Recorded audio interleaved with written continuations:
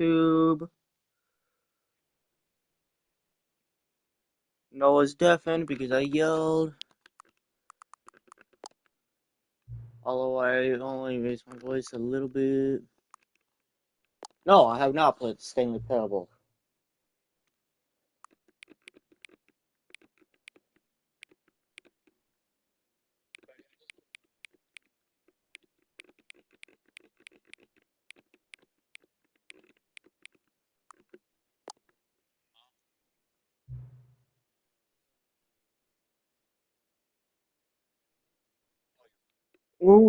Ooh, shit. 7, 29. Wait, let me do 30. Fine.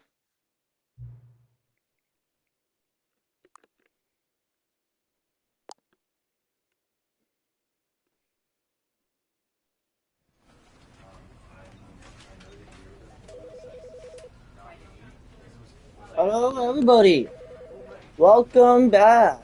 Today we're going. Hello, assassins. Today we're going to be playing the Stanley Parable, the Ultra Deluxe Edition. But we're going to try getting some people in here. Not that, but yeah.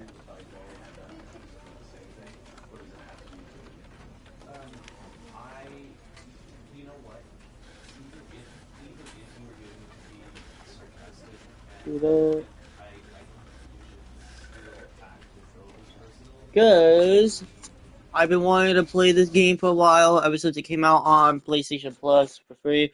So I'm gonna play it. This is the story of a man named Stanley. Stanley worked for a company in a big building where he was employee number 427. Employee number 427's job was simple. He sat at his desk in room 427 and he pushed buttons on the keyboard. Orders came to him through a monitor on his desk, telling him what buttons to push, how long to push them, and in what order. This is what employee 427 did every day of every month of every year. And although others might have considered it soul-rending, Stanley relished every moment that the orders came in, as though he had been made exactly for this job. And Stanley was happy. And then one day, something very peculiar happened. Something that would forever change Stanley. Something he would never quite forget. He had been at his desk for nearly an hour when he realized that not one single order had arrived on the monitor for him to follow. No one had showed up to give him instructions, call a meeting, or even say hi.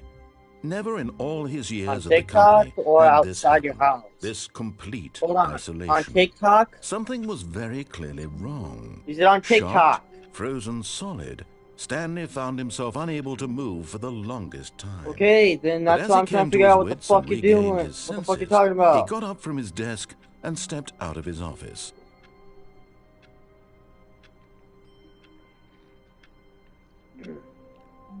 Oh, what? All of his co-workers were gone. What could it mean?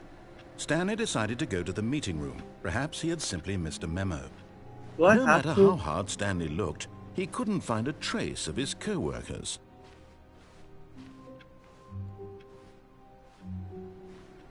If you guys want, you can join my YouTube stream. I'm playing the Stanley Parable. It's boring as shit, but it's kind of interesting.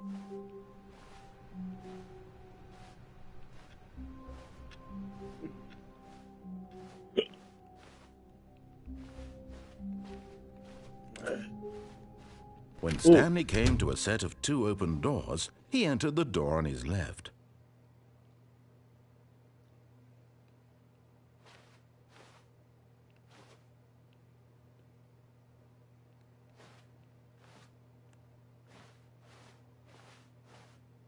Left or right? I know it says left, but I'm gonna go right. This was not the correct way to the meeting room, and Stanley knew it perfectly well. Perhaps he wanted to stop by the employee lounge first, just to admire it.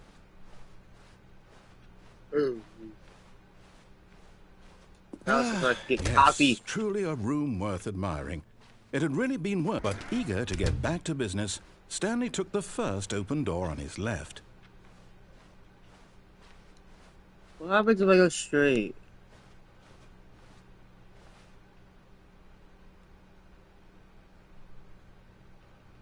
Stanley was so bad at following directions, it's incredible he wasn't fired years ago. Huh.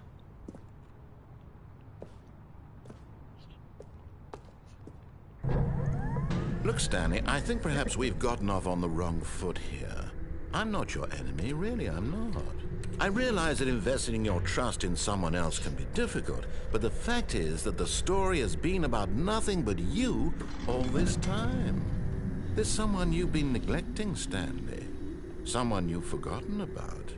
Please, stop trying to make every decision by yourself. Son of a bitch. Now, I'm not asking for me, I'm asking for her.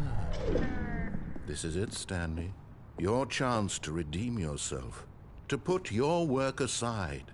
To let her back into your life. She's been waiting.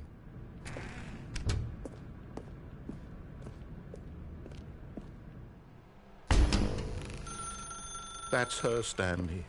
You need to be the one to do this. To...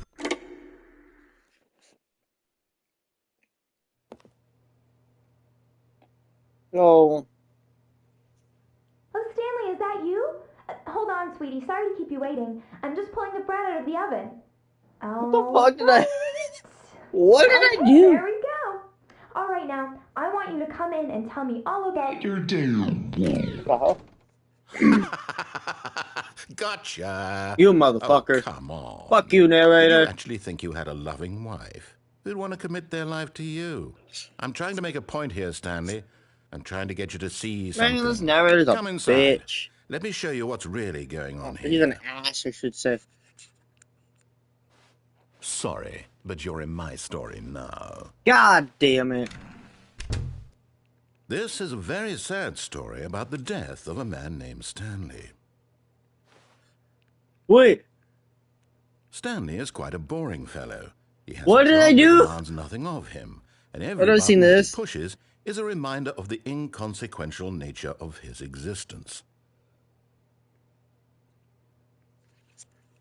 Look at him there, pushing buttons, doing exactly what he's told to do. Oh, shit. Now he's pushing a button. Now he's eating lunch. Now he's going home. Now he's coming back to work. One might even feel sorry for him, except that he's chosen this life.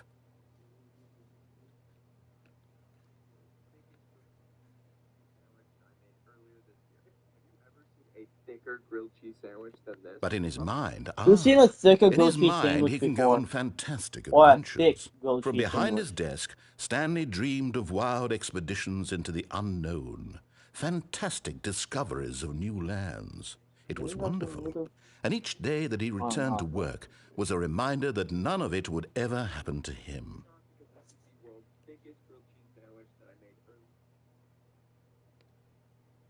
And so he began to fantasize about his own job. First, he imagined that one day while at work, he stepped up from his desk to realize that all of his co-workers, his boss, everyone in the building had suddenly vanished off the face of the earth. The thought excited him terribly. So he went further. He imagined that he came to two open doors and that he could go through either. At last, choice. It barely even mattered what lay behind each door. The mere thought that his decisions would mean something was almost too wonderful to behold. As he wandered through this fantasy world, he began to fill it with many possible paths and destinations. Down one path lay an enormous round room with monitors and mind controls. And down another was a yellow line that weaved in many directions, and down another was a game with a baby. And he called it the Stanley Parable. It was such a wonderful fantasy, and so in his head he relived it again, and then again, and again, over and over, wishing beyond hope that it would never end, that he might always feel this free. Surely there's an answer down some new No, path, mustn't there be? Perhaps if he played just one more time. But there is no answer. How could there possibly be? In reality, all he's doing is pushing the same buttons he always has. Nothing has changed. The longer he spends here, the more invested he gets, the more he forgets which life is the real one. beans. And I'm trying to tell him Oil. this, that in this world he can never be anything but an observer, that as long as he remains here, he's slowly killing himself. But he won't listen to me. He won't stop. Here, watch this. Stanley, the next time the screen asks you to push a button, do not do it. You see? Can he just not hear me? How can I tell him in a way that he'll understand that every second he remains here, he's God damn it. electing to kill himself? Back in the office. How can I get him to see what I see? How can I make him look at himself? I suppose Your I ass is can't. getting Not in turned the way I down want him to. again. But I You're don't loud make as the rules. shit. I simply Fuck's play to sake. my intended purpose, the same as Stanley. We're not so different, I suppose. I'll try once more to convey all this to him. I'm compelled to. I must. Perhaps, well, maybe this time he'll see. Maybe this time. And I tried again, and Stanley pushed a button. And I tried again, and Stanley pushed a button. And I tried. Game? Hello?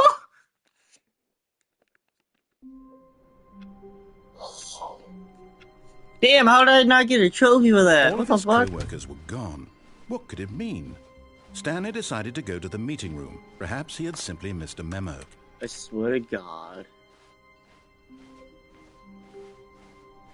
When Stanley came to a set of 2 open doors, he entered the door on his left. Yet there was not a single person here either. Feeling a wave of disbelief, Stanley decided to go up to his boss's office. Coming to a staircase, Stanley walked upstairs to his boss's office.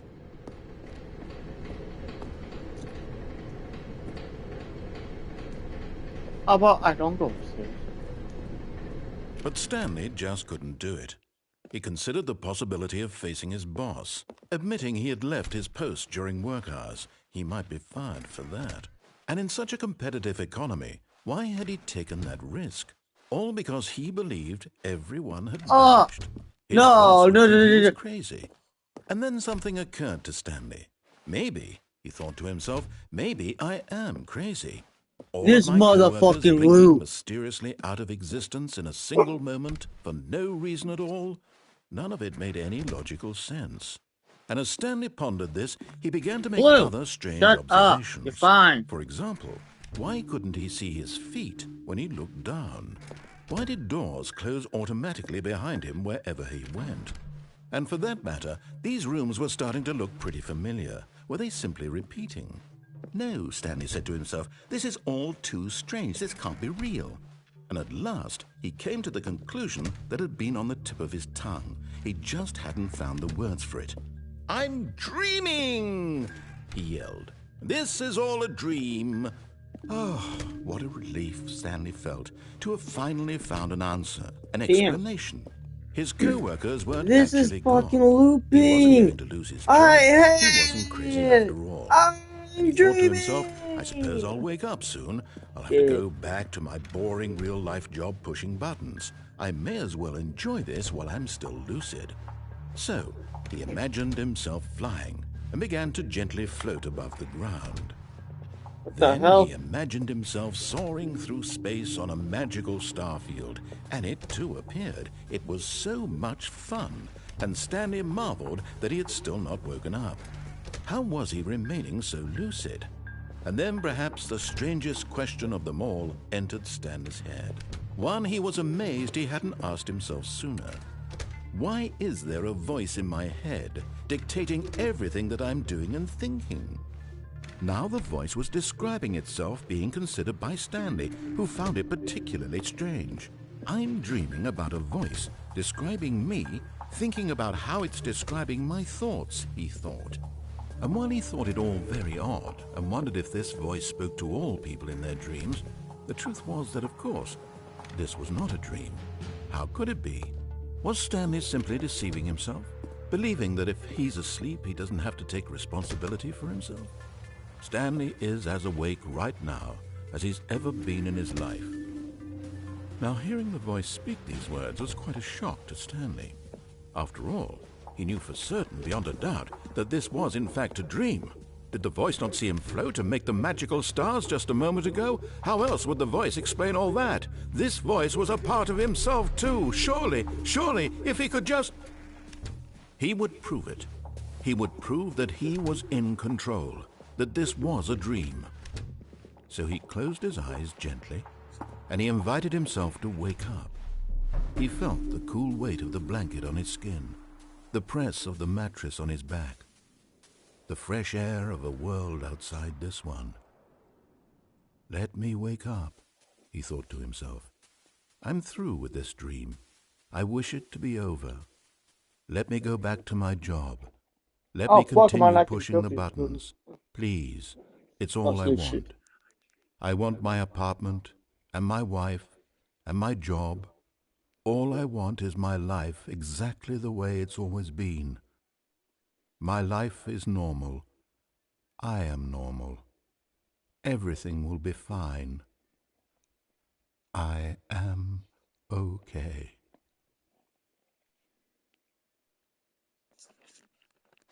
Ah! Stanley began screaming. Please, someone, wake me up. My name is Stanley. I have a boss. I have an office. I am real. Please, just someone tell me I am real. I must be real. I must be. Can anyone hear my voice? Who am I? Who am I? And everything went black. Shit. This is the story of a woman named Mariella. What the fuck? Mariella woke up on a day like any other. She arose, got dressed, gathered her belongings, and walked to her place of work. But on this particular day, her walk was interrupted by the body of a man who had stumbled through town talking and screaming to himself, and then collapsed dead on the sidewalk. And although she would soon turn to go call for an ambulance, for just a few brief moments she considered the strange man. He was obviously crazy, this much she knew. Everyone knows what crazy people look like. And in that moment, she thought to herself how lucky she was to be normal. I am sane. I am in control of my mind. I know what is real and what isn't. It was comforting to think this, and in a certain way, seeing this man made her feel better.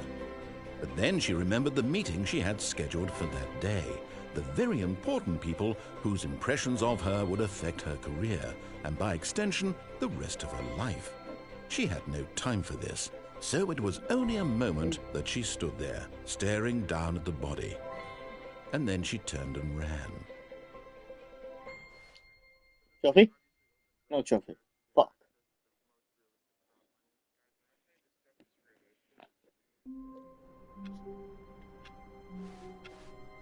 All of his co-workers were gone.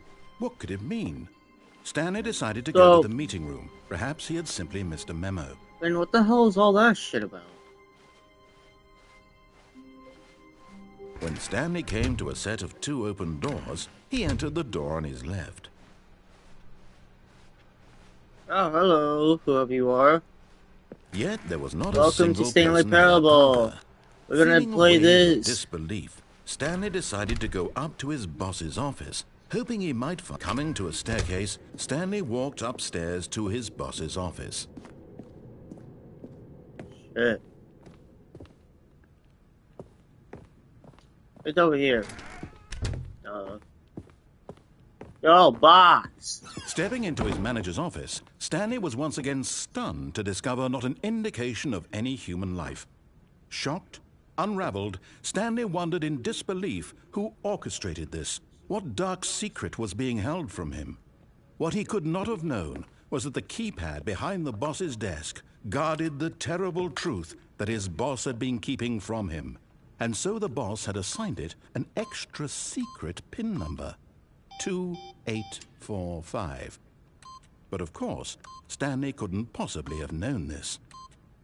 Yet incredibly, by simply pushing random buttons on the keypad, Stanley happened to input the correct Hey, code let's by go. sheer luck.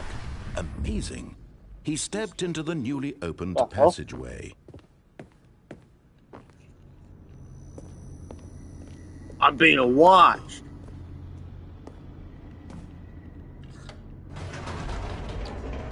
Elevator.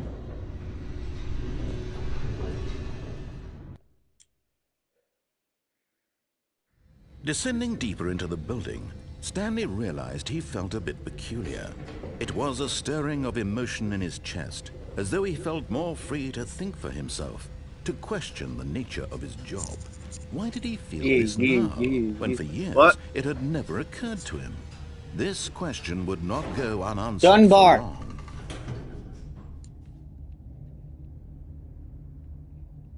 Aiden, you know I'm not getting you anything because I don't got anything for you. Stanley walked straight ahead through the large door Plus, I that never read think of anything. Mind Control Facility.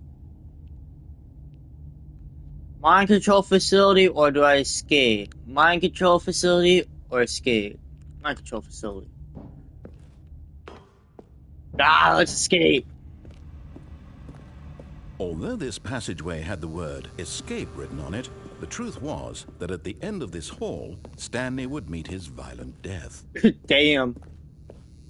I bet. Let's die. The door behind him was not shut. Stanley still had every opportunity to turn around and get back on track. Nah. At this point, Stanley was making a conscious, concerted effort to walk forward and willingly confront his death. Let's go. Let's go. Let's go. Whee! Splat.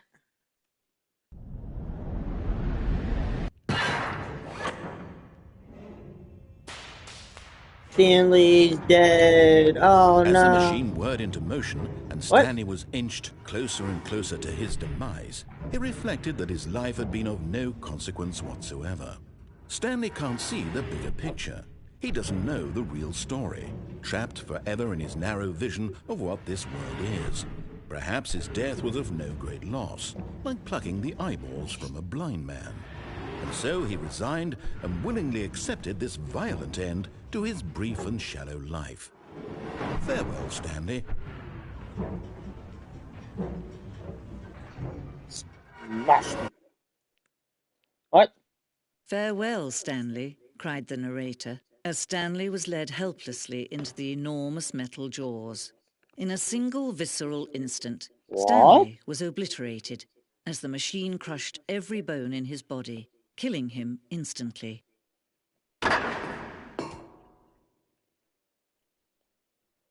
The fuck happened? What happened to the narrator? That's new.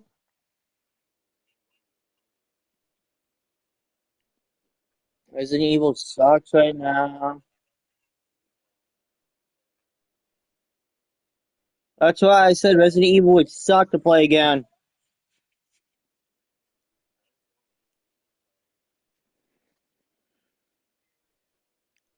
He doesn't have to replay the damn game. So... Oh! I thought I was dead!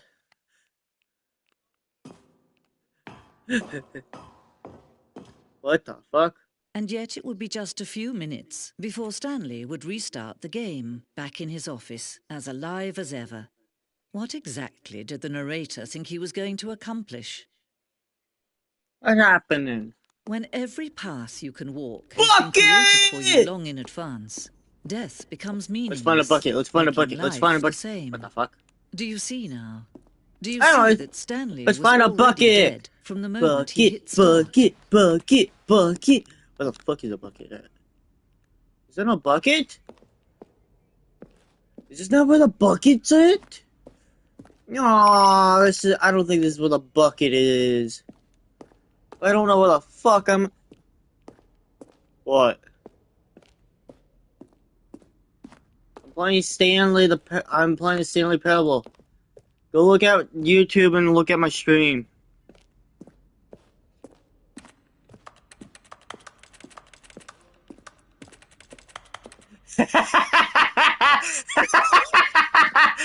Oh God, no! I gotta tell me.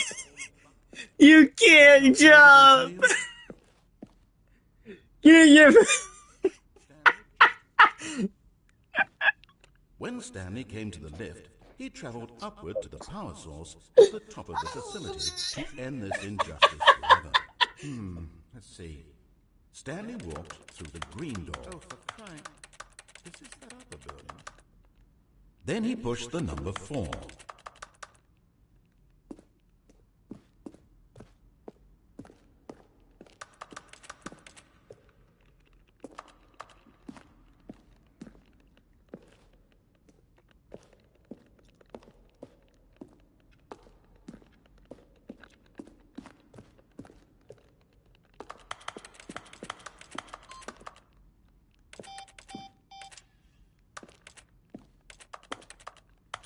What happened? What the fuck?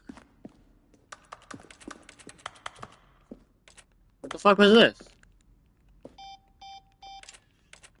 What the fuck?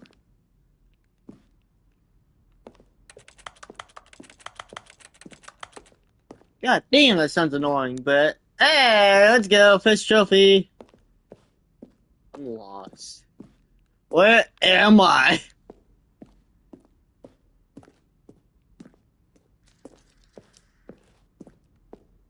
Hello, narrator? A little bit of help? Anybody? Oh shit. Ah, shite.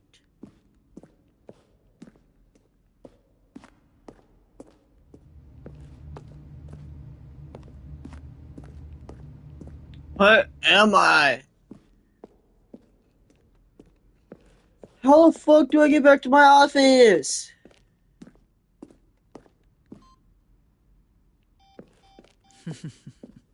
Oh, look at these two. How they wish to destroy one another. How they wish to control one another. How they both wish to be free. Can you see? Can you see how much they need one another? No, perhaps not. Sometimes these things cannot be seen.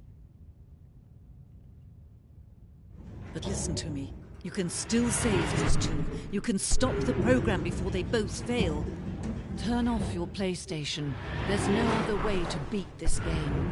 What? As long as you move forward, you'll be walking someone else's path. Stop now and it'll be your only true choice. Whatever you do, choose it. Don't let time choose for you. Don't let... Wow, I don't want to turn that off. Not when I'm streaming. Hell nah. What? I'd rather... Next time I'll do that. All of his co-workers were gone. What could it mean? Stanley decided to go to the meeting room. When I'm Perhaps not he had simply missed a streaming, memo. I will play this game again, and I will turn the fucking When Stanley PlayStation off. came to a set of 2 open doors, he entered the door on his left.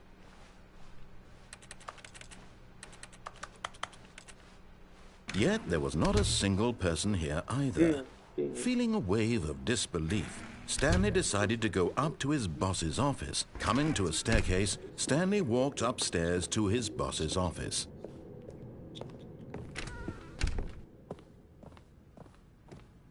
Stepping into his manager's office, Stanley was once again stunned to discover not an indication of any human life. What could it mean? Stanley wondered aloud to nobody. I know He it's... began wildly tearing through papers on the boss's desk, pulling books off the shelf, looking behind paintings, desperate for clues to his situation. But his attention was caught by a keypad behind the boss's desk. What could its purpose be? In fact, this keypad guarded the terrible secret that lay buried below his feet. And so the boss had assigned it an extra secret PIN number, 2845. But of course, Stanley couldn't pop. Yet incredibly, by simply pushing random buttons on the keypad, Stanley happened to input the correct code by sheer luck. Amazing. He stepped into the newly opened passageway. Down. I go. Again.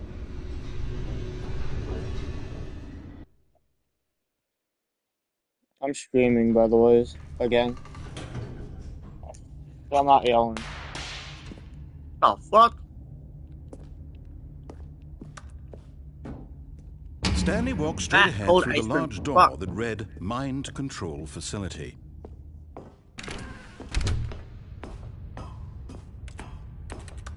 Yeah, I don't know what he's playing. The lights rose on an enormous room packed with television screens. What Whoa, horrible what the secret fuck? did this place hold? Stanley thought to himself. Holy Did he shit, what have the the fuck? strength to find So out? many TVs, what the fuck?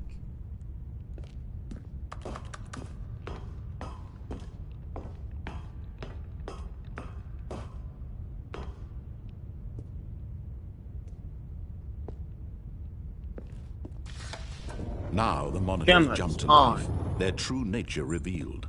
Each bore the number of an employee in the building, Stanley's co-workers. The lives of so many individuals reduced to images on a screen, and Stanley, one of them, eternally monitored in this place where freedom meant nothing. I'll break the fourth wall.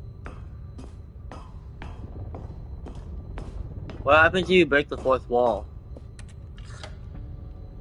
This mind control facility, Oh, it was baldy. too horrible to believe. It couldn't That's be what you're true. playing?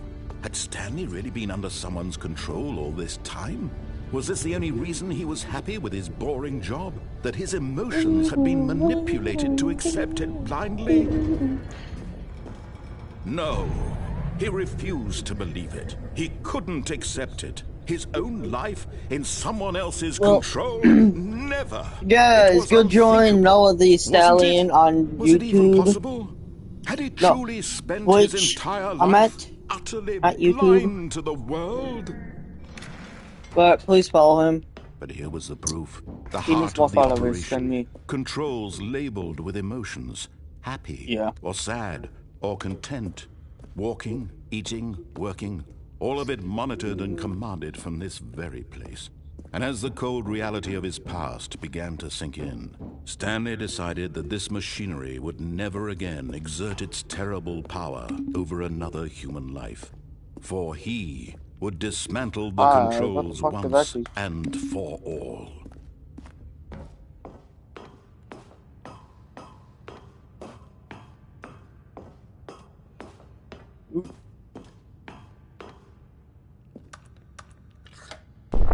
Oh, Stanley, you didn't just activate the controls, did you? After they kept you enslaved all these years, you go and you try to take control of the machine for yourself. Is that what you wanted? Control?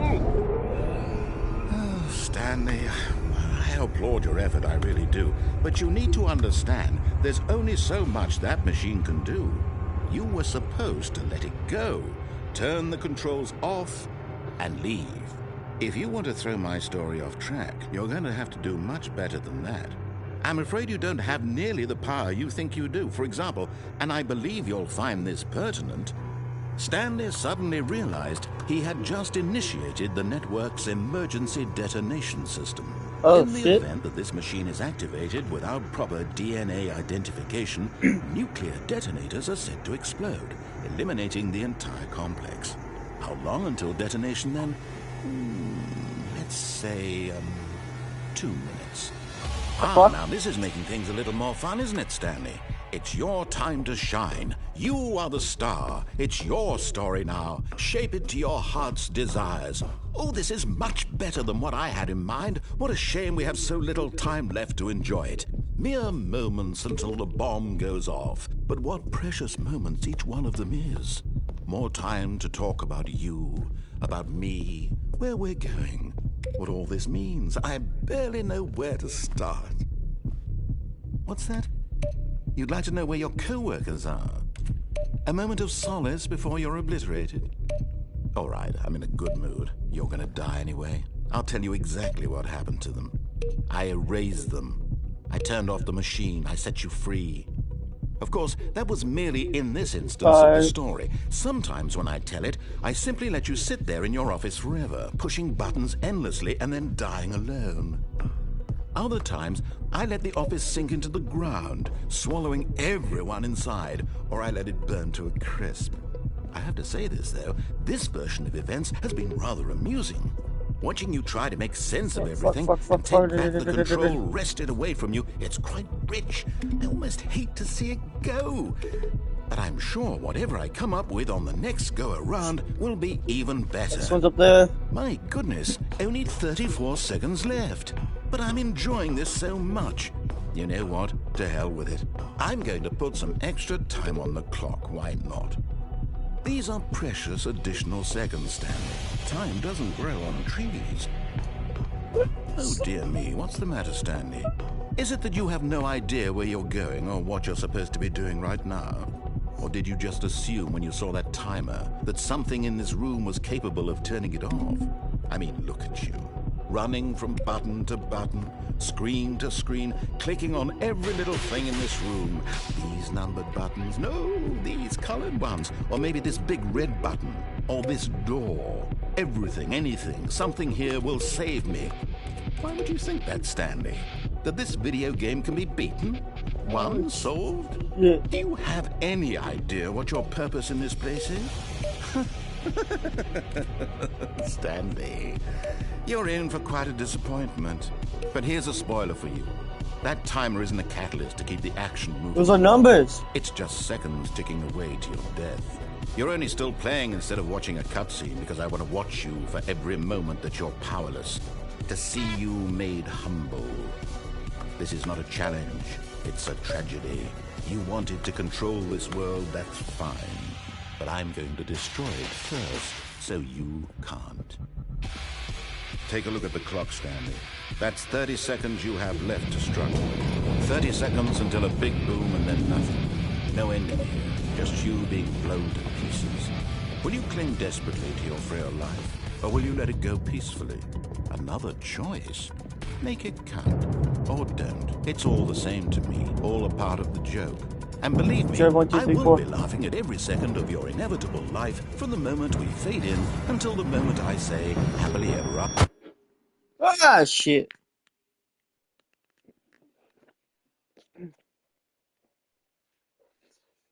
I didn't know there was going to be a flash. What the fuck? Stanley knew the office layout like the back of his hand. It was only a matter of time before he found the others, wherever they were. Just a matter of time. When Stanley came to a set of 2 open doors, Nope. this was not the correct way to the meeting room, and Stanley knew it perfectly well. Perhaps he wanted to stop by the employee lounge first, just to admire it. Wow. Yes, this room. What a beautiful room. What a gorgeous, gorgeous room. Thank goodness Stanley had taken this detour on his way to the meeting room. Life without having experienced this room was now too horrible even to consider. But eager to get back to business, Stanley took the first open door on his left. No. Stanley was so bad at following directions, it's incredible he wasn't fired years ago. But in his eagerness to prove that he is in control of the story and no one gets to tell him what to do, Stanley leapt from the platform and plunged to his death. Good Hey. job, Stanley. Everyone thinks you are very powerful.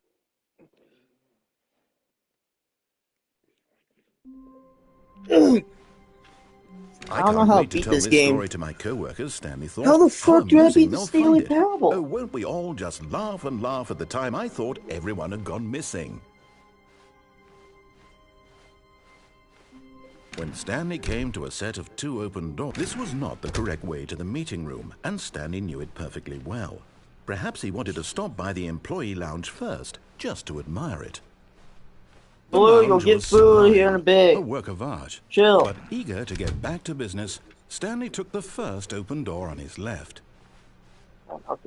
And so he detoured through the maintenance section, walked straight ahead to the opposite door, and got back on track.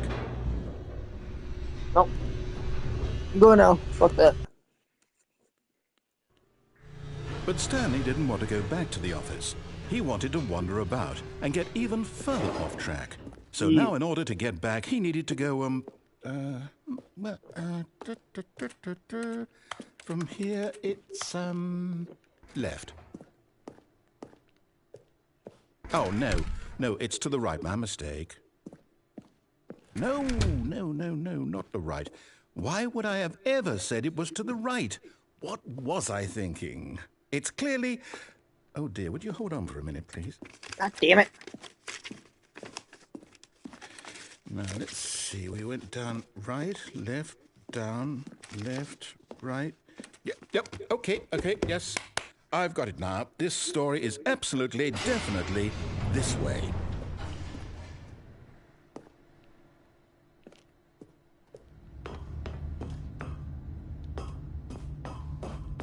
No. This isn't right at all. You're not supposed to be here yet. This is all a spoiler. Quick, Stanley, close your eyes. Okay. We just have to get back to, oh, who am I kidding? It's all rubbish now. The whole story completely That's right, this unusable. motherfucker's British. Rather than waste my time trying I to like salvage British. this nonsense, we'll just He restart said the game from rubbish. the beginning. And this time, If you say suppose rubbish, we you're don't British. wander so far off track. Okay, from the top. God damn it. All of his co-workers were gone. What could it mean? Stanley decided to go to the meeting room. Perhaps he had simply missed a memo.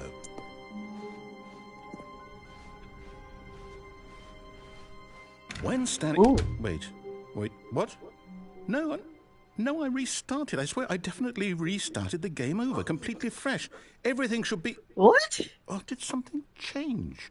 Stanley, did you change anything when we were back in that room with all the monitors? No. Did you move the story somewhere or... No. Hold on. Why am I asking you? I'm the one who wrote the story. It was right here just a minute ago. I know for sure that it's here somewhere. Okay, then. It's an adventure. Come, Stanley. Let's find the story. Ooh. Let's get rid of your sucker. Go this way.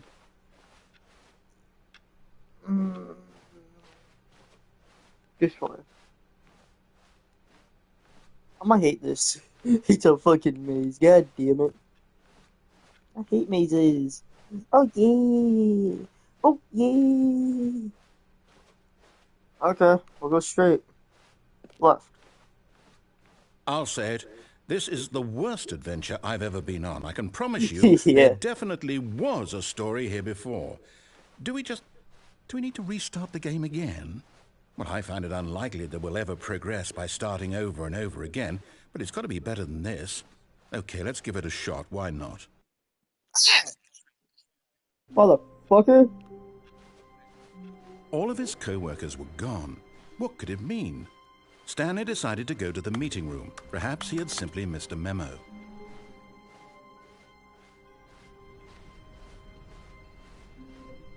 Okay, yep, it's worse. I might be remembering this wrong. It's possible the story is back where we just came from. Why don't we go back the other direction and see if we missed anything?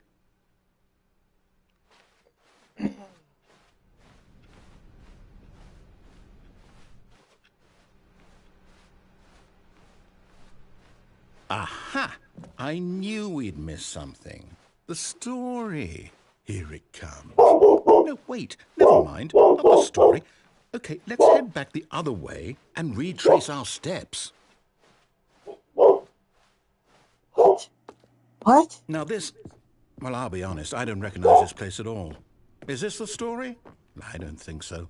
I can't quite recall, but I believe my story took place in an office building. Is that correct? Do you remember, Stanley? Well, do you know what? Since I've completely forgotten what we were supposed to be doing, how about this? You win! Congratulations!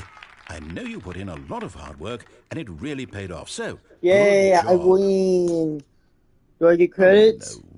No, I don't feel right about this at all. We both know you didn't put in any actual work for that win. Some people win fair and square, and this was not one of those situations. Okay, I'm getting weirded out by whatever this place is. I don't care what might happen this time. I have to restart. Alright, you motherfucker. All right, I've got a solution. This time, to make sure we don't get lost, I've employed the help of the Stanley Parable Adventure Line. Just follow the line.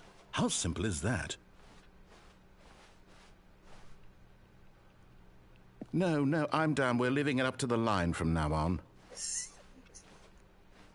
No.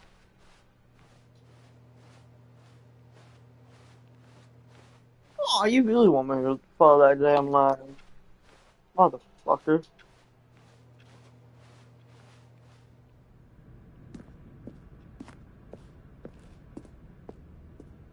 You see?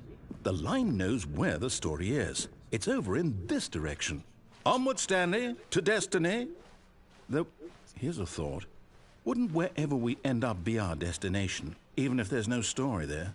Or to put it another way, is the story of no destination still a story? Simply by the act of moving forward, are we implying a journey such that a destination is inevitably conjured into being via the very manifestation of the nature of life itself? Okay, Stanley, I need to follow this train of thought for a minute. Just stick with me. Now, we can both agree that the nature of existence is in fact a byproduct of one's subjective experience of that existence, right? Okay, now if my experience of your existence rests inside of your subjective experience of this office, is this office in fact the skeleton of my own relative experiential mental subjective construct? Whoa. Hang on. That got a bit weird back there. Well, I'd like to apologize. Not sure where I was going with all that. You know what? I think what we need right now is a bit of music to lighten the mood.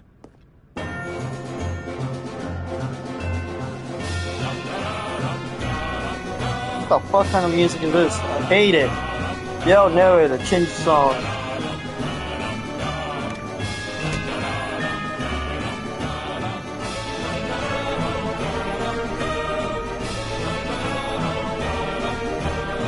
Wait, cut the music. Go back and look at that fern.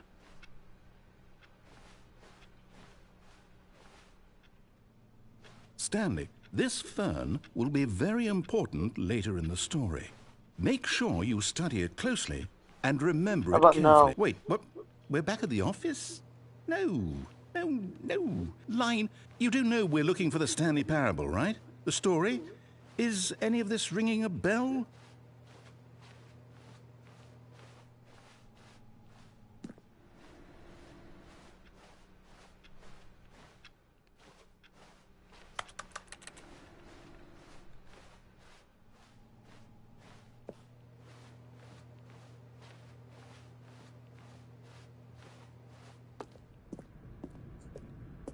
Oh, no, not again, Line. How could you have done this to us? And after we trusted you, after everything we've been through, you... Oh, I can't take this anymore. To hell with it. Restart. You're fired. You know what, Stanley? I say forget the adventure line. What's it ever done for us? We're intelligent people, right? Why can't we make up our own story? Something exciting, daring, mysterious.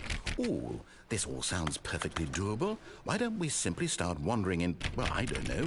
How about this direction?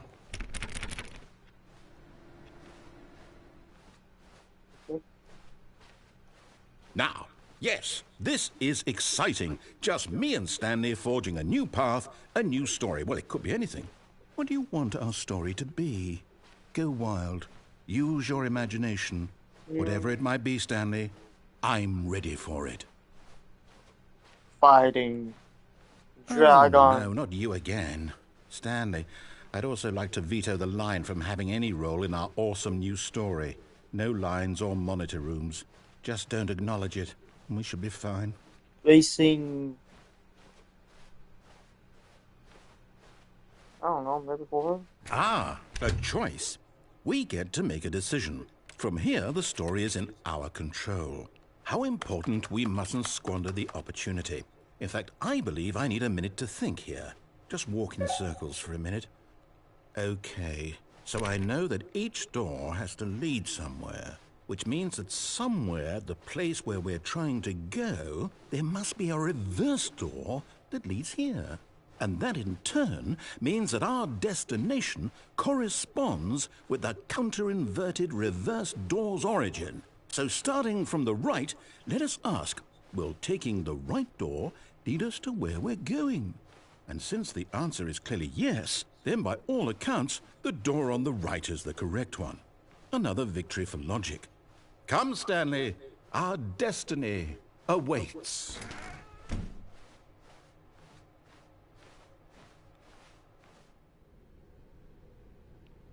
Oh, hold up, what's this?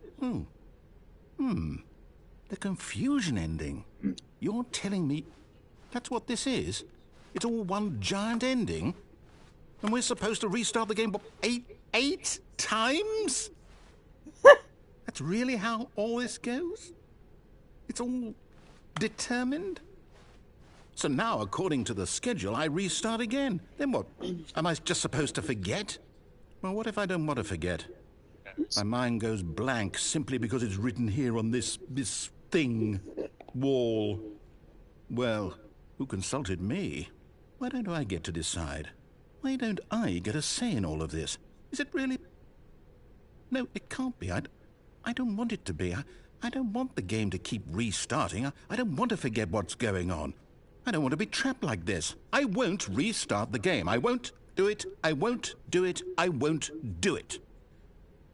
And the timer stopped? What? Does that mean, did we do it? Did we break the cycle?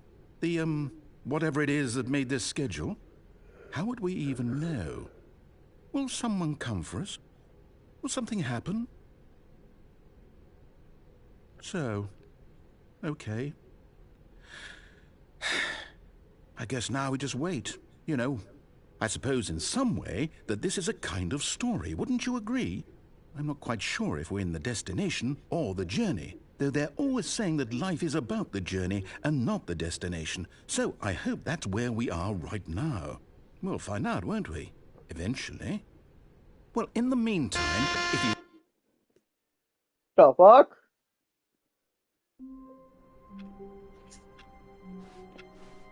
How long was I sitting there? Stanley wondered to himself. Minutes? Days? Centuries? Did something crucial happen while my senses were turned? He made a note to be more careful. Oh, new content? What does that mean, new content?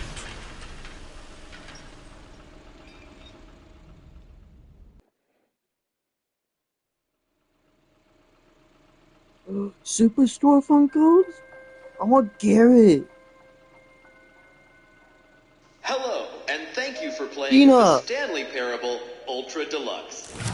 Amy. As you may know, the Stanley Parable was a video game released in 2013 on home computers. After receiving critical and commercial success, it was expanded upon in 2022 with the Stanley Parable Ultra Deluxe, a reimagining of the game for consoles and home computers. The Stanley Parable Ultra Deluxe features exciting new content that broadens and expands the world of the Stanley Parable, delighting audiences the world over. Fuck is my dad? Please, step inside and see what thrilling new adventures await. Deluxe. Oh, well, this sounds delightful. I'm very excited to see the thrilling new Ultra Deluxe content. Okay, so far it's an elevator. Nothing special yet, but I'm sure it's just the beginning of a mesmerizing adventure.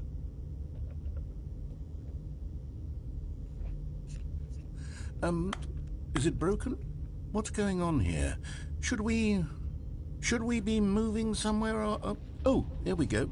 All right, finally, at long last, it's on to the new content. I've never been more ready. Let's do it.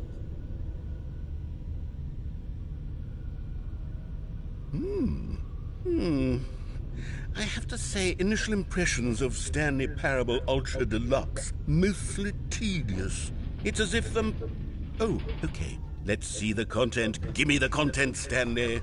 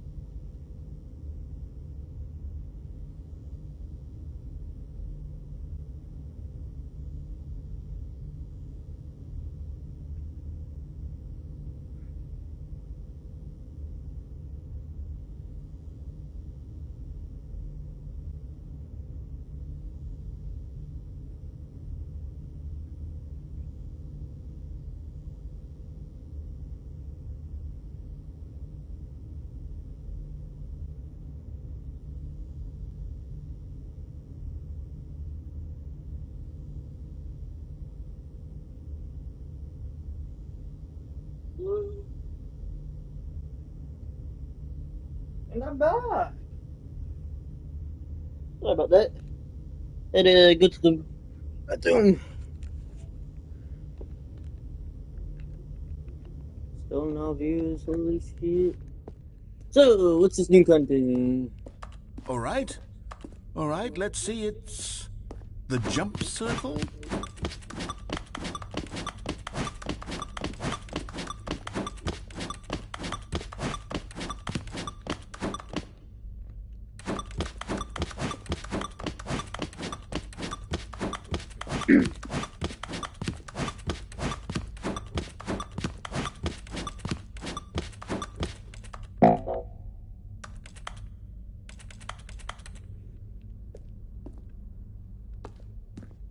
Man, that's boring.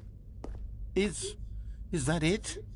Surely that's not all the new content. There has to be something else, right?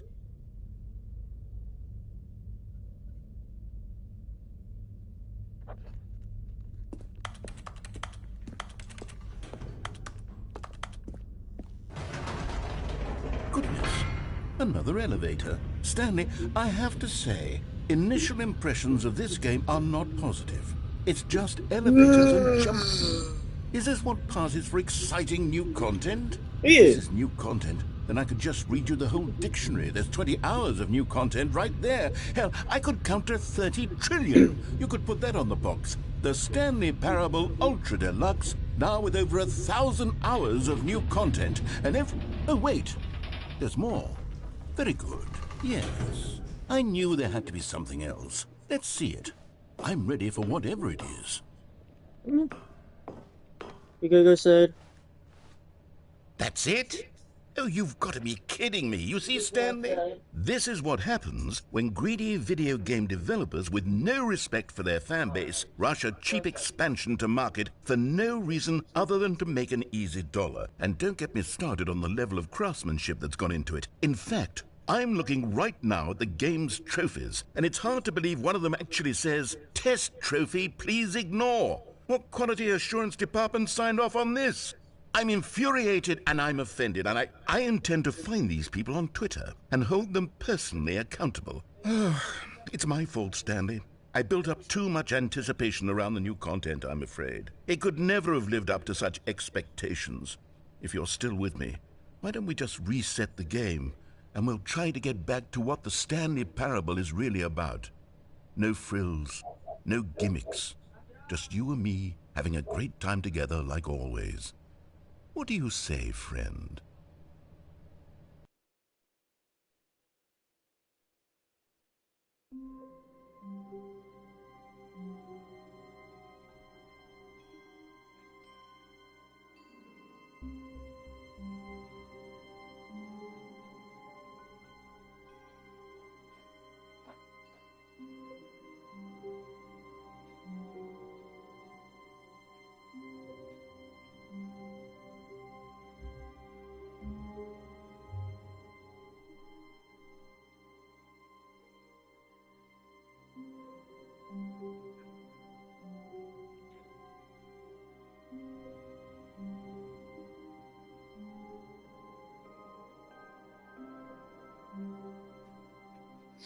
I'm back. My feet are cold though. Oh yeah.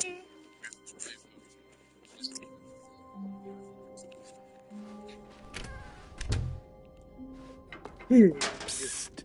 Stanley! Come over here! In the vent! I want to show you something! Do they want to go? No. Oh, you don't want to see the cool surprise Yeah. I made for you? Well, fine. You're a dork anyway, so... Oh, never mind. You're not a dork. Cool surprise, cool surprise.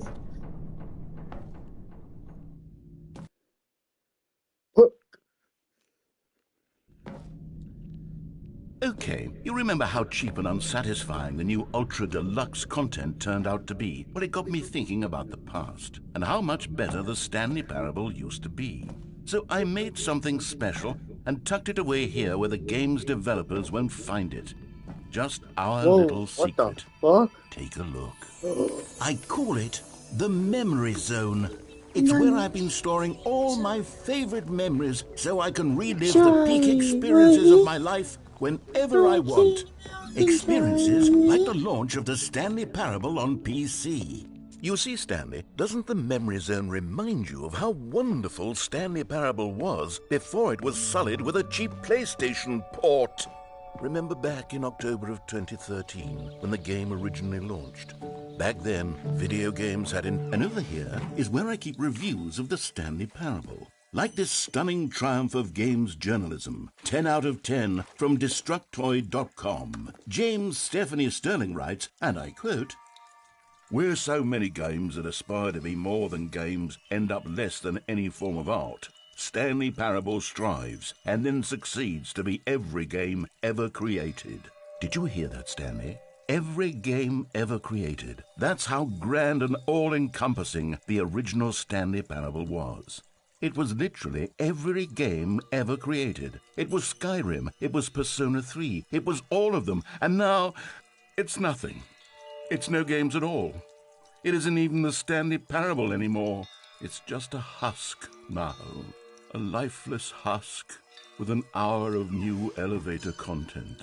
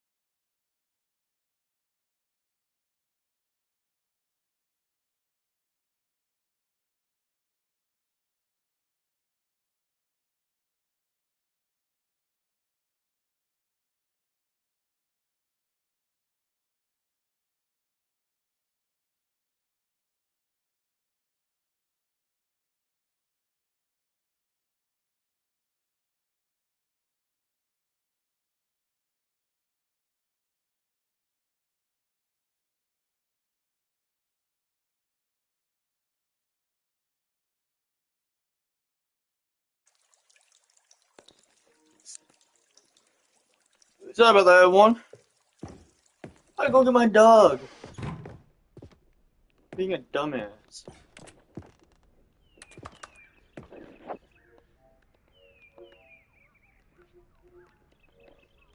Yeah.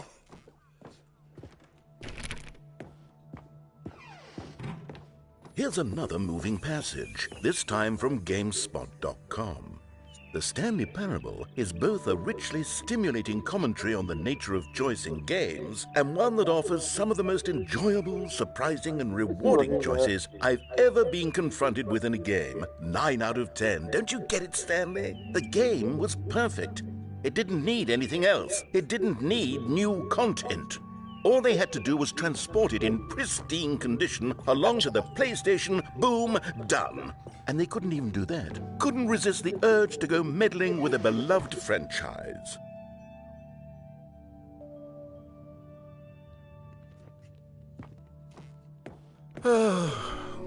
These were simpler times, Stanley. But I wouldn't give to go back, to have it all over again. Wait, hang on. I don't recall this part of the memory zone before. What's this? What's down here? Oh, no. Oh, God, no, Stanley. It's a collection of reviews from Pressurized Gas, the extremely popular online storefront for computer games. I haven't looked at these in years. I can't even imagine what's been collecting down here. Surely these reviews were glowing as well, weren't they? Honestly, I could not be bothered to play this game to full completion. The narrator is obnoxious and unfunny, with his humor and dialogue proving to be more irritating than entertaining. Unfunny? I'm not trying to be funny. I'm trying to make a serious work of art. I suppose I could write up a handful of gags to insert into the Stanley Parable, but the game is already such a densely layered web of profound philosophical insights that I can't even imagine where I'd have the room to stick them.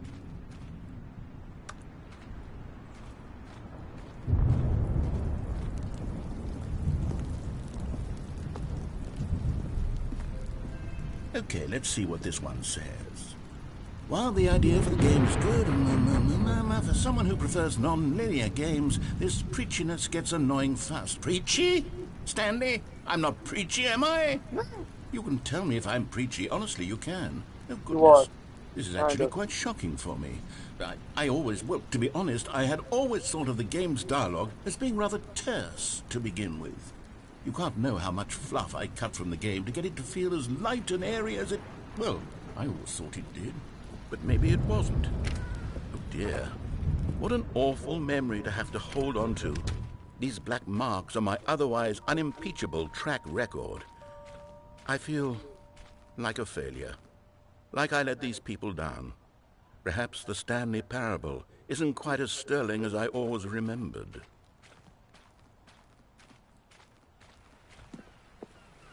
What's this one got to say? You constantly have to stop doing anything so the narrator can catch up with his long-winded explanations of what's happening. I wish there was a skip button. A skip button? Well, yes. Yes, I think we can do that. If I'm truly too preachy, then maybe letting you skip ahead for just a moment, surely it couldn't hurt. Not if it means we can strike these negative reviews from the record. Only positive reviews of the Stanley Parable. That's my motto today, and it's always been my motto. I'd do anything for the customer, Stanley. Yes, a skip button we shall have. And here it is. Go ahead and give it a shot. I'll pop you forward in time so that the second mind... Oh, you're back, you see. You were only frozen in time for a few minutes, but it was plenty of time for me to deliver a long, rambling monologue full of unnecessary verbal flourishes and lengthy ruminations on the... Well, there, sport. You really did catch me rambling on a bit, didn't you? But that's the power of the button. The minute I start to go off on a thoughtless display of self-absorption, it's... Okay, welcome back, Stanley. Now, I should say that the amount of time the button has been skipping through is becoming longer and longer. That last one was, well, I want to say maybe 30, 45 minutes? It's not unenjoyable. Stanley, please don't push the button again. It's been 12 hours. You've just been frozen there. I don't know why the skips are getting longer, but they're really, truly getting longer, and my God, there's no... Oh, Stanley, you're back. You're back. Oh, my goodness. I have someone to talk to again. Stanley, I think it's been a week. Or 2 weeks.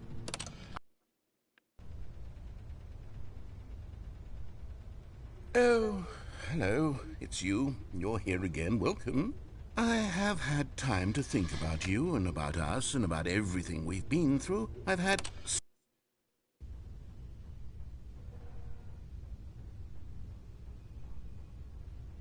No.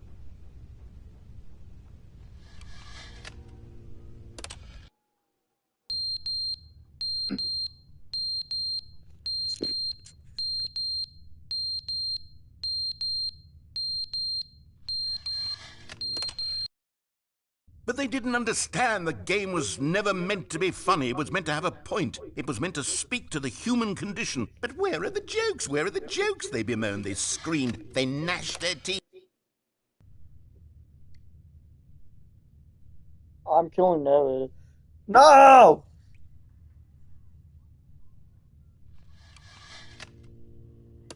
Didn't mean to yell. The But end still. is never the end, is never the end, is never the end, is never the end, is never the end, is never the end, is never the end, is never the end, is never the end, is never...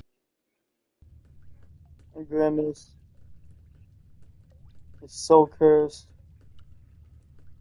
He's in the shape of an egg. They actually brought back the whole entire McDonald's game. Holy shit. That's a shocker. They brought back Grimace and the Hamburglar and even the bird. God damn, McDonald's. You're bringing back everyone. They even brought back the Nuggets. Who's that? Because the bird's the new one.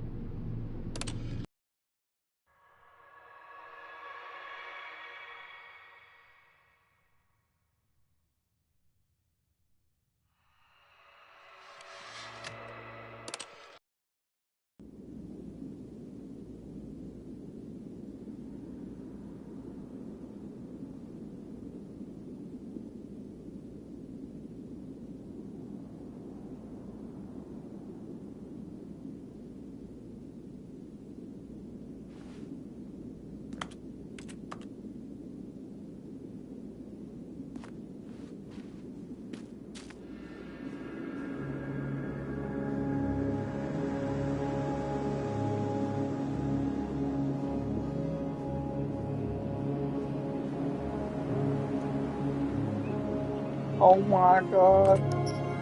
I don't like it. It's so cool.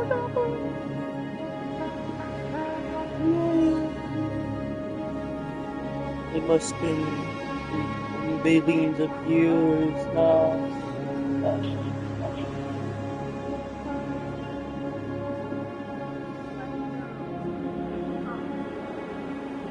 Well, I'm gonna just keep on walking.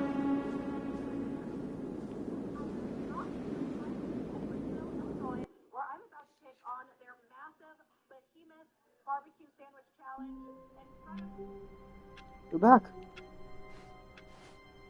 Already this was uncomfortable, and Stanley decided that as soon as he found a new space he felt safe in, that he would never leave it again in his life.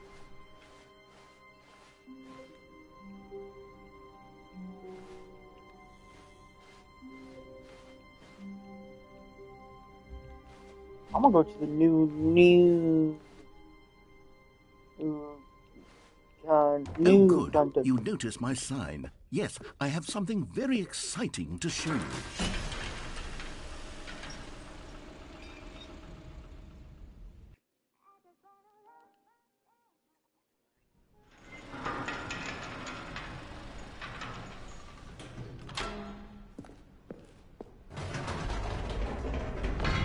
You see, Stanley, I've been reflecting on the Stanley Parable and about how roundly disappointing this ultra deluxe version has turned out to be. The original Stanley Parable was a landmark, and any new content for it should live up to that legacy. So forget this ultra deluxe nonsense. I say we take it one step even further. Which is why I'm very proud to announce for the first time ever, the Stanley Parable 2.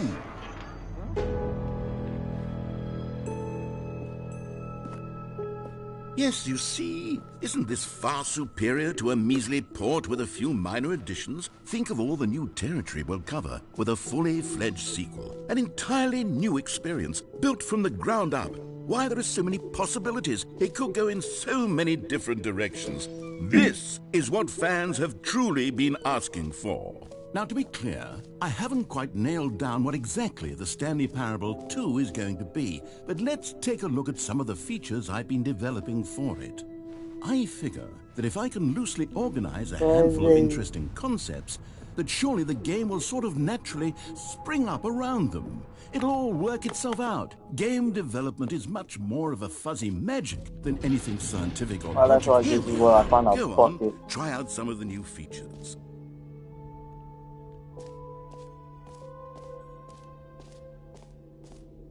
Okay, I'll be honest, I haven't yet decided on this one.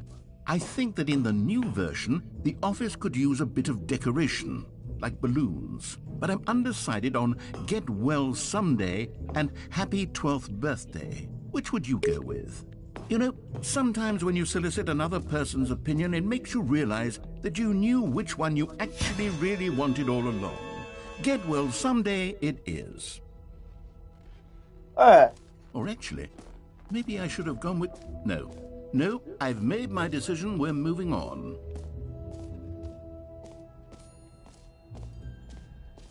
Trophy? But... Now, here's something special. You remember that broken test trophy that got left in the game on accident? Well, I'm developing a technology to simply give you the trophy. Yes, you see, okay, perhaps I should have clarified. This is technology that will exist. Right now, the trophy is still fully broken. I'm not a wizard, Stanley, but I guarantee it will be fixed in the sequel to at last satisfy the hordes of ravenous fans all over the world who have been uproariously demanding this feature. Gamers, we hear you, and I promise it will happen. Look at you.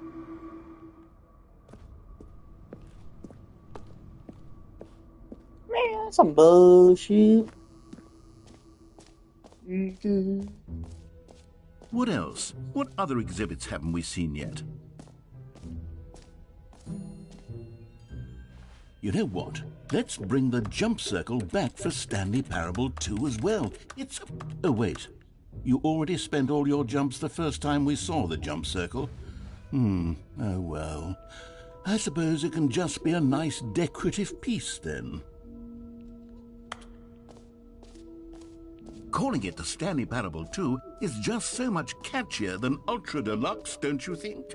Ultra Deluxe? What does it even mean? But the Stanley Parable 2, now that's an artistic statement right there. It's future-oriented. It screams, collectibles. Now it's a real video game. In the Stanley Parable 2, you'll run around gathering up these miniature Stanley figurines. And what's truly innovative is that there will be no reward for collecting all of them. I don't want to stifle the intrinsic joy of watching a number go up. You simply collect all of them, and then you move the hell on with your unremarkable life.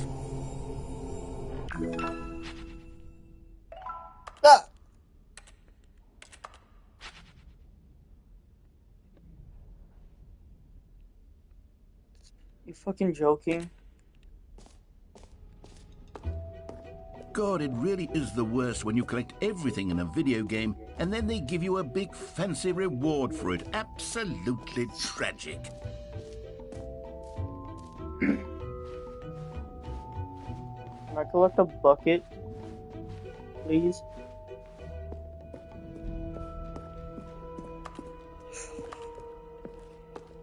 Oh, goodness, Stanley, this is fairly awkward. I hate to do this, but before you leave, you really should go to the bucket exhibit. You see, there's a surprise I was going to spring on you later, and it involves the bucket. And I really do hate to break the illusion, but it's important that you go see the bucket, okay? All right, I'll get out of your hair now. Before I go see the bucket, I want this hole. What is this hole?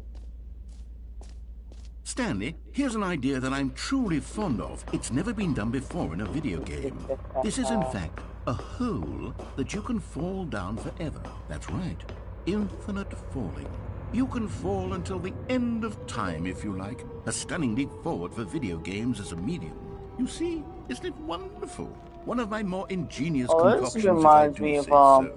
Now then, since you've gotten to see Gravity the Falls. infinite hole, you can press the teleport button to pop back up to the top, and we can continue onward. Now, I don't mean to be a bummer, but I do recommend you use the teleport button to go back to the top. Maybe do it on the sooner rather than later spectrum of things.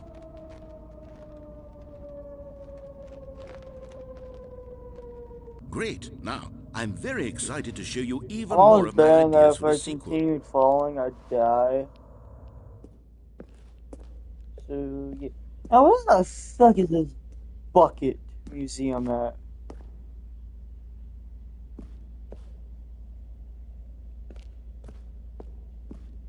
Oh. It says we're here. I'm blind. You're fine.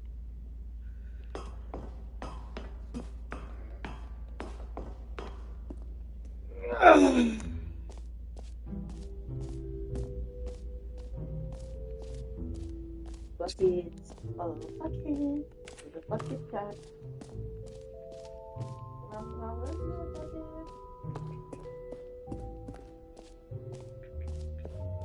Oh, there's a bucket. Oh, I guess.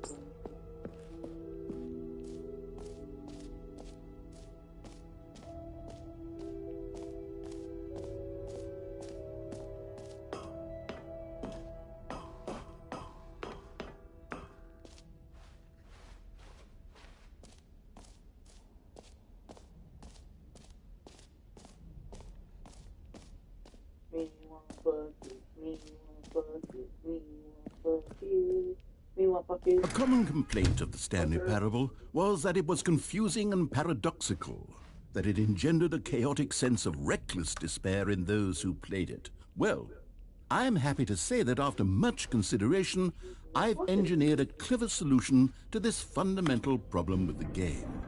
It's the Stanley Parable Reassurance Bucket.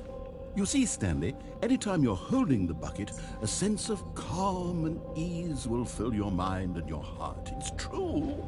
As long as you hold on to the bucket, the many disorienting contradictions of the Stanley Parable will feel perfectly normal and perhaps even comforting. You may even come to long for the gentle embrace of jarring cognitive dissonance while the bucket is in your arms. And to be honest, it's a much more convenient solution for me than actually redesigning the game to be less uncomfortable. Can you imagine what a pain in the ass that would be? Yes, the bucket is the perfect solution. Come on, give it a try. Fine, give me bucket.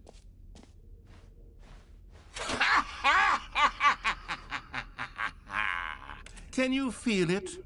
The glow of comfort, even in the face of crushing despair, must already be sweeping through your body. And in fact, can I say that I do believe the bucket lends you an air of charisma as well? I think that just holding it has made you the slightest bit more attractive as a person. The benefits of the bucket seem to go on, don't they? All this and more await you in the Stanley Parable 2. Now, I can exit.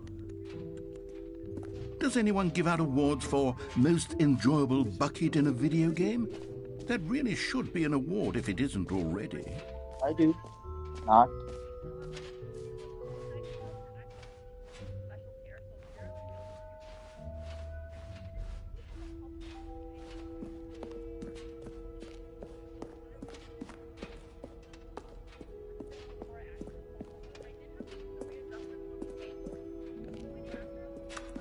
game you playing now?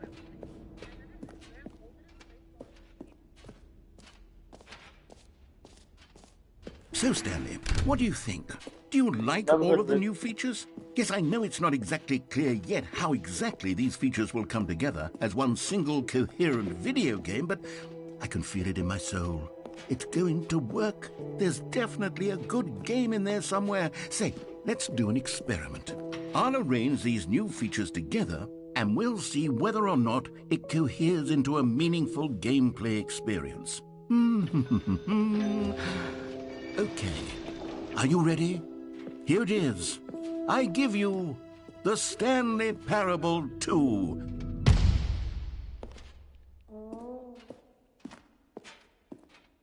I mean, there's potential here, right? It's sort of... Okay, never mind. Hold on, let me do a different arrangement. Okay, yes, this is much better. I feel good about this. Here we go. Version 2. Who am I kidding, Stanley? This isn't a coherent video game at all. It's a lot of gags. And I do very much enjoy creating gags, but they don't add up to anything. I wanted more than anything to create a sequel that would capture all the magic of the first game. I wanted fans to love it. No matter how good these gags are, they won't stand on their own. They would need the structure and the gameplay of the original. Wait, maybe that's it. I can take the original Stanley Parable and simply, well, insert a few of my new features into it. Tastefully, of course. With respect. With care for the vision and integrity of the original game. Would it possibly work? I suppose it could. But it would need a really, really tremendous title screen. A title screen that says with bold and uncompromising conviction, "This is the Stanley Parable 2. Let me see if I can whip something up.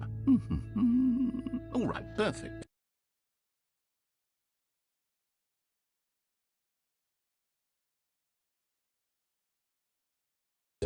Go ahead. Take a look.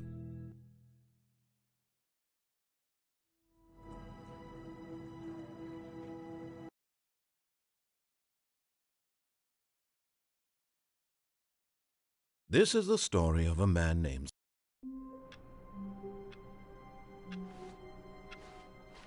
All of his co-workers were gone. What could it mean? Stanley decided to go to the meeting room. Perhaps he had simply missed a memo. Stanley picked up the bucket.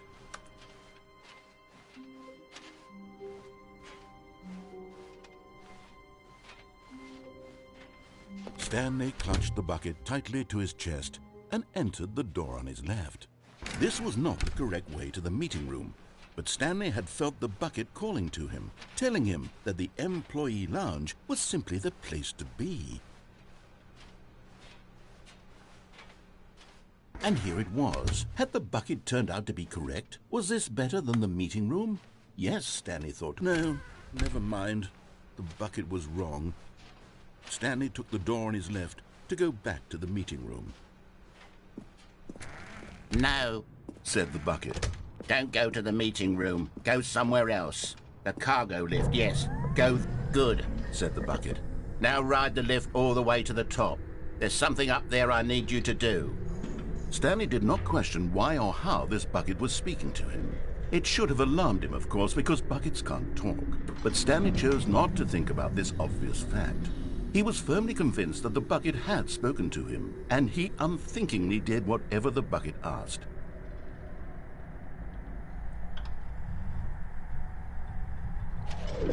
In here, said the bucket. Go into this dark room over here.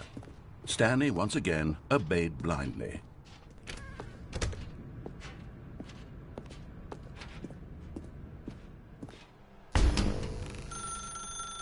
Now pick up the phone, said the bucket. Pick up the phone and it will take us back home, where we can go about life. This is the sad story of a man named Stanley and his bucket. Once upon a time, I gave Stanley a bucket because I thought he was lonely and could use a friend. And then, very distressingly, he began to believe the bucket could speak to him. The Stanley Parable Reassurance Bucket was merely meant to provide the comforting glow of companionship. It doesn't literally talk and give you orders. Whatever Stanley is hearing the bucket say to him is just in his head.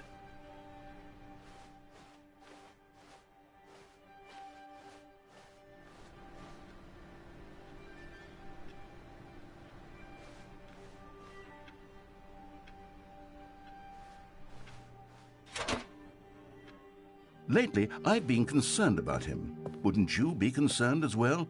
To see him delusional like this, obsessing over an inanimate metal object? I want to say something to him, but I don't know how I can convince him. I don't know if he'll listen to me. Oh, I'll try anyway. Stanley, can you hear me? Listen to me. It's just a bucket. It can't think, it can't talk. All it will ever truly do for you is effectively transfer a liquid from one location to a different location. That's it. It doesn't do anything else. You see, he's not listening. He's still taking orders from the bucket. You know, once upon a time it was me he took orders from. Me he trusted and listened to. Now all he cares about is his awful bucket. This stupid hunk of metal. Bucket. It's sad. I suppose he doesn't need me anymore. From now on, he's just going to cling to this bucket, this cold, empty bucket, this sort of shiny bucket. Well, I'll give it this. The bucket does have a nice shine to it. Yes, I suppose on closer inspection that it doesn't quite look like your average hardware store bucket. It's just a little more, what am I trying to say? Sturdier, more capable of transporting liquid. Like it would be better at moving an amount of water from one room to another. Oh my God, what am I saying? Better at carrying water from room to room. It's a bucket. It's literally just a bucket. Why do I feel some need to point out the ways in which it's so much more than just a regular bucket? Oh no, I'm having feelings for the bucket. No. What's going on? Why do I want to be with the bucket? Hear what the bucket has to say. Do anything it asks. What's wrong with me? I don't understand. Perhaps if I had the bucket, this would be less confusing. Yes, the bucket could tell me what to do in this troublesome situation. Stanley, give me the bucket. Give it to me. Give me the bucket, Stanley. I need it.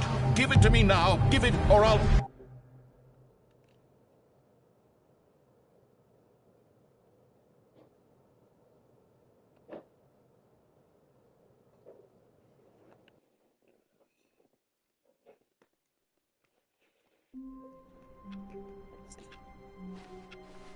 I can't wait to tell this story to my co-workers, Stanley thought. How amusing they'll find it. Oh, won't we all just laugh and laugh at the time I thought everyone had gone missing. I'm ignoring that bucket. When Stanley came to a set of 2 open doors, he entered the door on his left.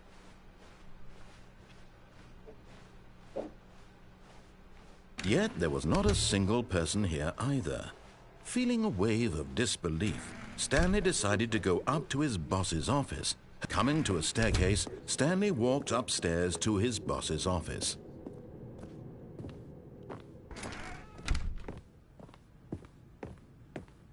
The moment he entered his manager's office, Stanley froze in his tracks. Not a living soul anywhere. Could he really be all alone? This was too much for Stanley to take. Too much for any man to take. He fell to his knees, bursting into Stanley was in such a rush to get through the story as quickly as possible, he didn't even have a single minute to just let the narrator talk. That kind of anxiety isn't healthy, so he relaxed for a few moments with some calming New Age music.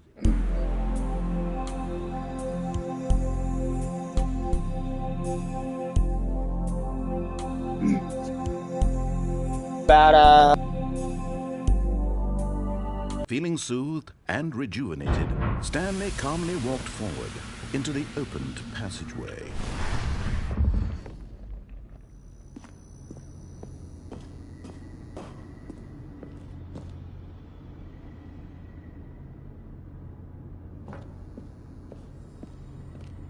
found one of them. One of the miniature Stanley figurines. Remember, no reward for collecting all of these, only the intrinsic pleasure of a job well done. You can't buy that sort of happiness, Stanley. God knows I've tried. So, I implore you to savor each and every moment you come across one of these beautiful figurines.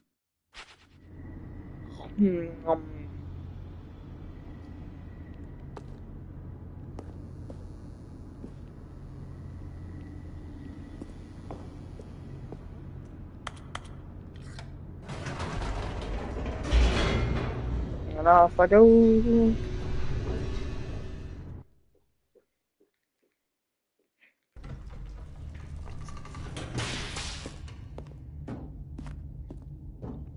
Stanley walked straight ahead through the large door that read Mind Control Facility.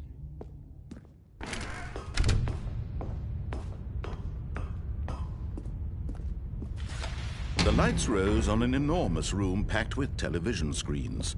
What horrible secret did this place hold? Stanley thought to himself. Did he have the strength to find out?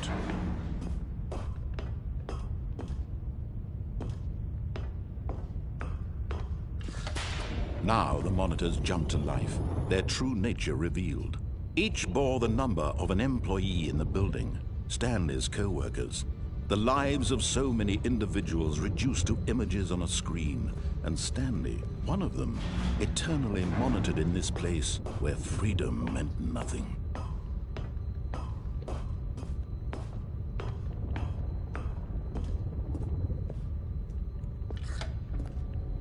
This mind control facility, it was too horrible to believe. It couldn't be true. Had Stanley really been under someone's control all this time? Was this the only reason he was happy with his boring job? That his emotions had been manipulated to accept it blindly? No, he refused to believe it. He couldn't accept it. His own life in someone else's control? Never! It was unthinkable. Wasn't it? Was it even possible? Had he truly spent his entire life utterly blind to the world? But here was the proof. The heart of the operation. Controls labeled with emotions. Happy, or sad, or content. Walking, eating, working. All of it monitored and commanded from this very place. And as the cold reality of his past began to sink in, Stanley decided that this machine...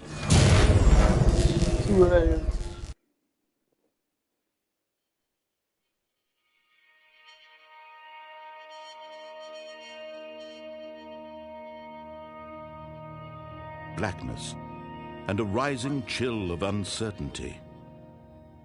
Was it over? Yes! He had won!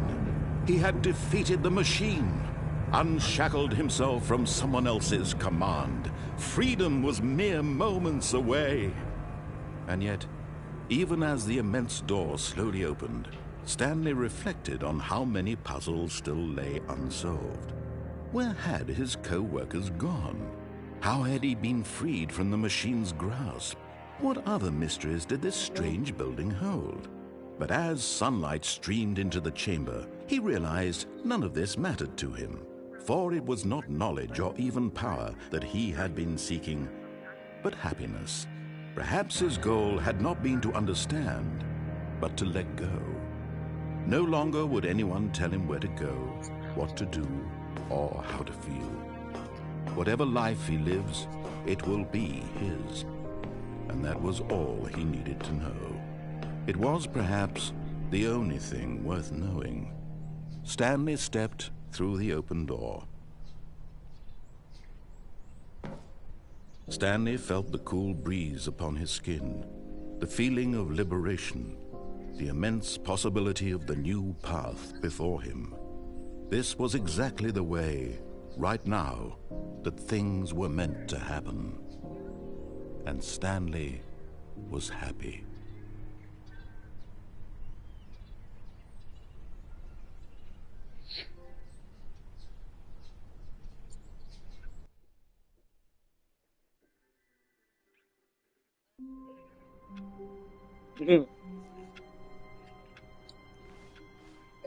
All of his co-workers I remember were gone. actually saying What that could in it the mean? theater. Stanley And now he decided to got go done to the meeting completing room. it. Perhaps he had simply missed. And I Stanley went to go lifted the announce bucket it into his being done arms, and and a then be wave seated. of comfort rushed over him. Stanley clutched the bucket tightly to his chest and entered the door on his left.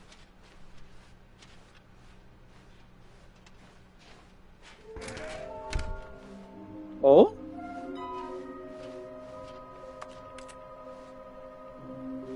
This is different. Coming to a staircase, Stanley and the bucket walked upstairs to the boss's office. But Stanley just couldn't do it. He considered the possibility of facing his boss, admitting he had left his post during work hours. He might be fired for that. And in such a competitive economy, why had he taken that risk? All because he believed everyone had vanished? His boss would think he was crazy. And then something occurred to Stanley. Maybe, he thought to himself, maybe I am crazy. He looked down at the bucket in his arms. Am I crazy? He asked the bucket. The bucket returned his gaze, but said nothing at all. That's strange, Stanley thought. Usually the bucket is a source of guidance and wisdom for me in difficult times such as these. He held the bucket close, yet felt none of its familiar reassurance and comfort. And that's when Stanley realized, this isn't my bucket. It's just a normal, everyday bucket. Someone else's bucket, perhaps. How did I end up with someone else's bucket? This is all terribly wrong. Surely no good would come from this. Who knows what sorts of bizarre hallucinations Stanley might experience without the psychologically grounding presence of his bucket. And indeed, now he noticed that the rooms were repeating, which was, of course, very odd. And now he felt himself floating off the ground. Oh, gracious, he exclaimed. Without my bucket, I've gone truly mad. Where is it? I must find it. Far off in the distance now, he heard it, calling to him.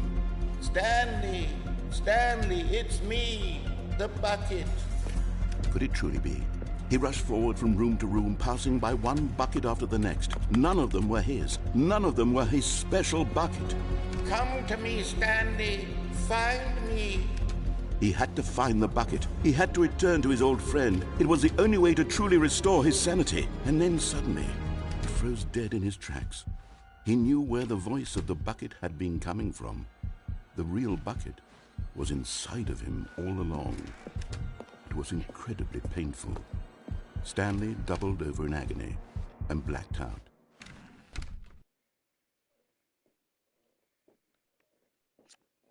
This is the story of a woman named Mariella. Again? Mariella woke up on a day like any other. She arose, got dressed, picked up her bucket of comfort and security, and walked to her place of work. But on this particular day, her walk was interrupted by the body of a man who had stumbled through town, talking and screaming to himself, and then collapsed dead on the sidewalk. Right away, she knew what the problem was. This man had no bucket.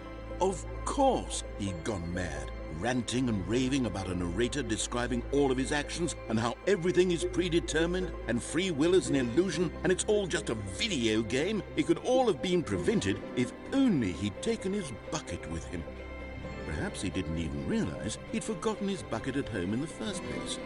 How cruel the world can be, Mariella thought, and she hugged her own bucket even tighter.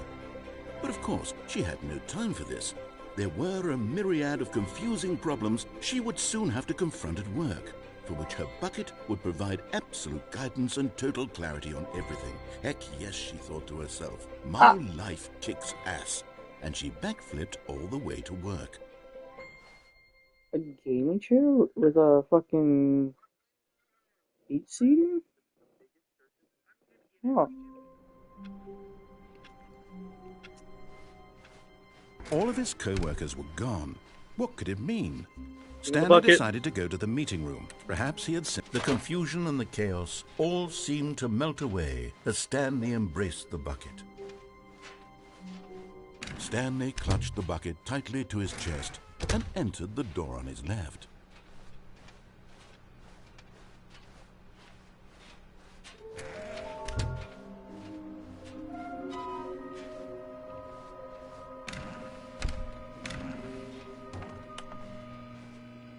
Oh, Stanley, can you feel it? The broom closet. It wants the bucket. You can feel that, can't you? The aura of jealousy? It's as clear as day. This broom closet believes it deserves the bucket. Coming to a staircase, Stanley and the bucket walked upstairs to the boss's office.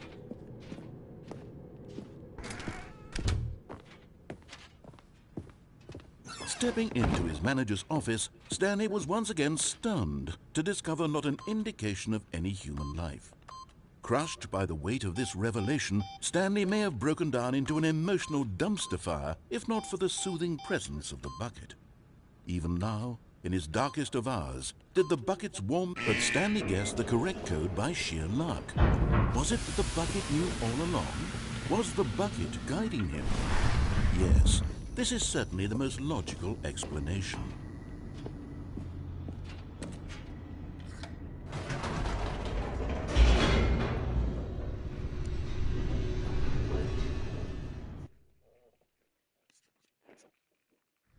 The elevator raced downward, plummeting towards an unknown fate.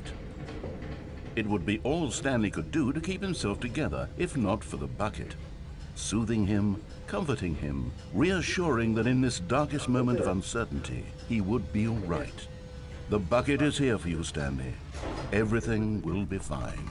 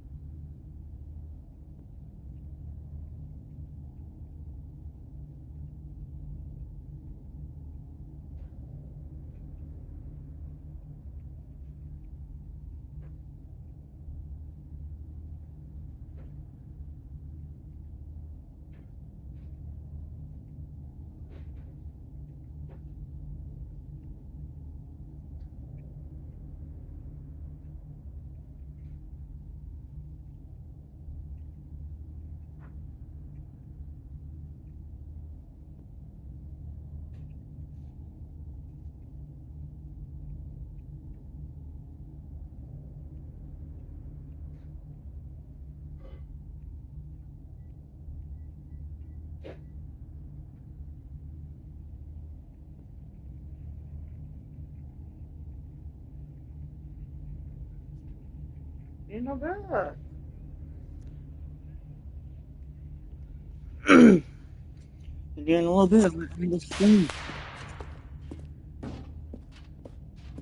Stanley and the bucket walked straight ahead through the large door that read, Mind Control. Although this passageway had the word escape written on it, the truth was that at the end of this hall, Stanley and the bucket would both meet a violent death.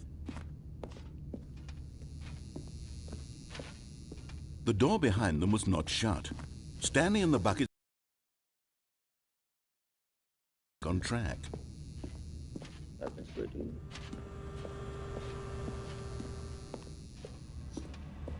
But of course, Stanley and the bucket thought better of it and realized they simply had too much to live for.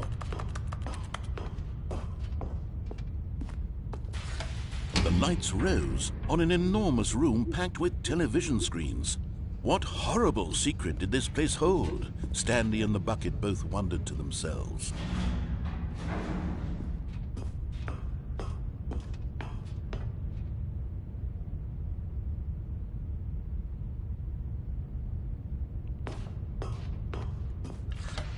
The monitors jumped to life, and Stanley nearly dropped the bucket in shock.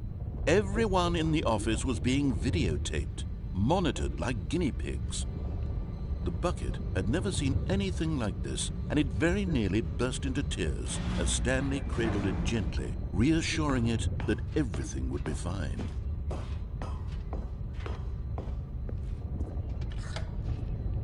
Was the bucket under the mind control facility's influence as well? Had the bucket been told to do things it didn't wish to do? What kinds of things does a bucket want to do or not want to do in the first place? These questions raced furiously in Stanley's feeble mind.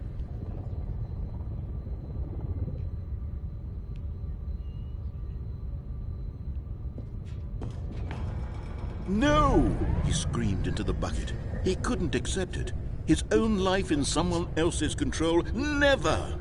He squeezed the bucket tighter, his one friend in the entire world. At this point, he could trust no one except for the bucket.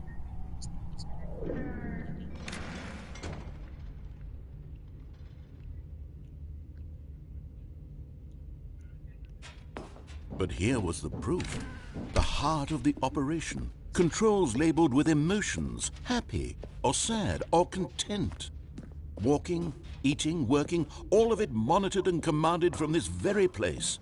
And as the cold reality of his past began to sink in, Stanley decided that this machinery would never again exist.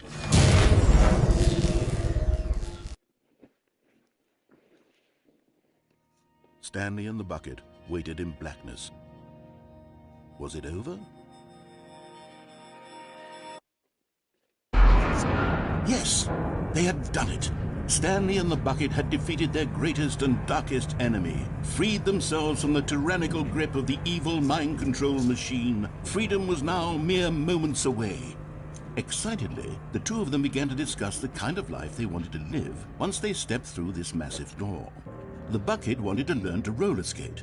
Stanley wanted to sneeze in every country on Earth. Both of them wanted to begin watching a movie, any movie, but then stop it halfway through and begin watching it in reverse from the end. True, it was a simple life they envisioned, but it was one they'd lived together, with one another to lean on, to trust, to support. Yeah. What? Wait. We could hear you. Why had the door stopped? Was Stanley and the bucket not about to be freed? Yeah, no, we could fucking hear you. Filled the room, lingering in uncertainty. I've just been playing Stanley, the Stanley square in Parable. the face. This building did not want the bucket to leave. I've been streaming it. Even the facility itself recognized the incredible calming presence of the bucket, needed the soothing warmth of the bucket, would go to any lengths not to part with the bucket. No. Stanley can't leave this place. Not while he has such a precious bucket in his arms. Not while this building has anything to say about it. Stanley realized he would never again leave this very room. But at least he has the bucket. To be trapped eternally in darkness isn't really so bad, Stanley thought to himself. As long as I have my bucket with me, right? I'll be okay, won't I? Stanley gulped. Very soon now, he was about to find out.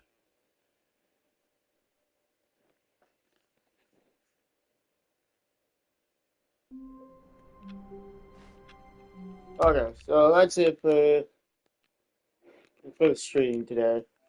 See you guys.